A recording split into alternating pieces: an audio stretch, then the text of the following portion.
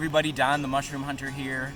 I am in Michigan near Brighton, Ann Arbor area, and I just found this very interesting edible mushroom, Flammulina velutipes, if that's how you say it correctly. Also known as the velvet shank or wild Enoki or Enoki mushroom.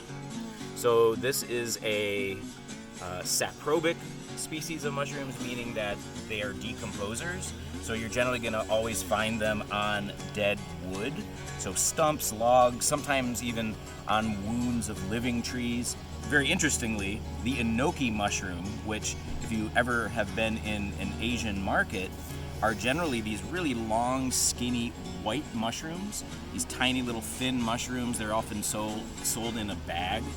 That's what these mushrooms are. Those are the cultivated variety or version of these. Same exact mushroom, but they're deprived of light and oxygen, I believe, which is why they grow that way. This is what they look like in the wild. So they generally have an orangish cap, brownish orange. The color can vary. The underside is usually yellow to pale white or pale yellow to white. And then the stem gets very dark near the bottom.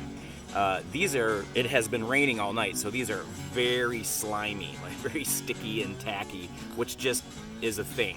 That's normal when these are fresh. If these were drier, the dark part of the stem would be velvety, would actually almost be like, have a little bit of a velvet kind of texture to it, hence the name velvet shank. It also has a white spore print, if you care to do a spore print on these. Doesn't really have much of an odor, but these are actually a good edible mushroom. These are found pretty much fall through spring. They're a cold weather variety.